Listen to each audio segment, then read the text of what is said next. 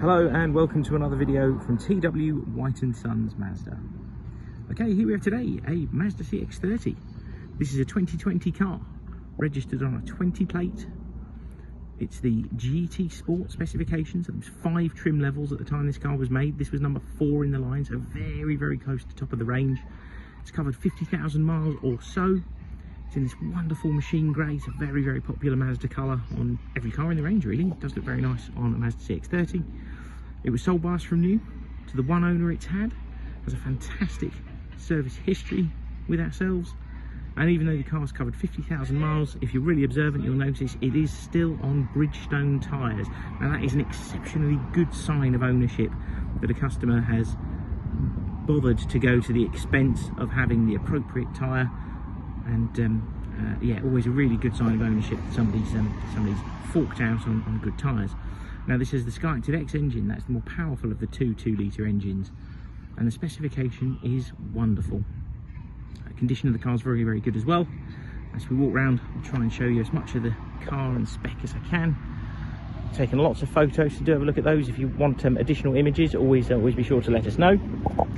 First in line for the specification is power tailgate. It's a wonderful addition to any car, and you can do this from a button on the tailgate, a button on the key, or a button from inside the car. Now for a little while these were built with Mazda's smart cargo floors, so you've got like a folding floor here. These don't come with these from new now. It's about a £300 option to spec one, but for a little while Mazda supplied them with those smart cargo floors. Lovely sized boot, and the alloy wheels in lovely condition. And on entry, being a GT Sport, you've got this wonderful black leather interior, all in really nice condition. Keyless entry and start. For me, one of the most important features of a GT Sport or a GT Sport Tech is the BOSE stereo, which you can see highlighted there. Just going to start the car up. It's clutch pedal down, press the start button once, and then the car will come into life. You can see there 50,831 miles.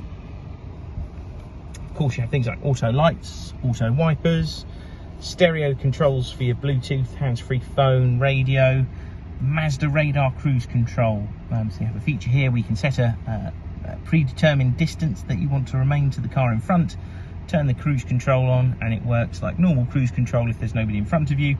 The moment it hooks you up to the car in front, it'll maintain a preset distance that you determine using this switch.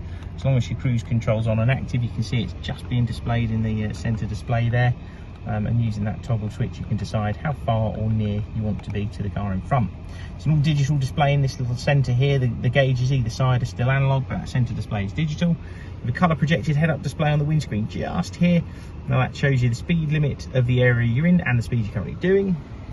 Mazda's multimedia system here, which has integrated navigation, hands-free telephone, Apple CarPlay, Android Auto, reversing camera, DAB digital radio, and a whole host of other items as well. It's a really intuitive, easy to use system, controlled by this big command button down here. A lot of manufacturers moving towards touch screen, not the case with Mazda. They still believe in the command button.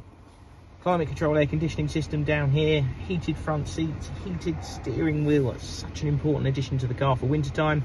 Like I mentioned, all modern Mazdas are push button start. You still have single shot CD, a USB connector down there, a fabulous 6-speed manual gearbox. These have a very, very clever rev matching technology on them from when you're going up through the gears. You need to have a driver one to experience just how good that is. It's an electric handbrake car, so if you foot on the brake, press it down to take it off, and then lift it back up to put it back on. It really is that simple. Like I said, all the buttons down here, including your volumes, all for your commander and for the multimedia system. You have the rarest of options in this car, which is an electric tilt and slide sunroof. That's something you got with the more powerful of the 2 engines, and a very, very rare option on a modern vehicle. If you turn the car off, of course you have things like all electric windows, power fold wing mirrors, and just down here you'll notice you've also got the memory function settings for the driver's seat, so you can save a preferred driving position for 2 drivers. You can also link that to keys if you want to. You can separate the keys themselves and actually have a seating position programmed for each of those. As to jump out, you'll also be able to see there is an 8-way adjust on the seats here as well, with lumbar support. So really, really lovely, well-spec'd car. If you have any other questions, by all means pick up the phone to us. Thank you very much for watching. We hope to speak to you soon. Cheers.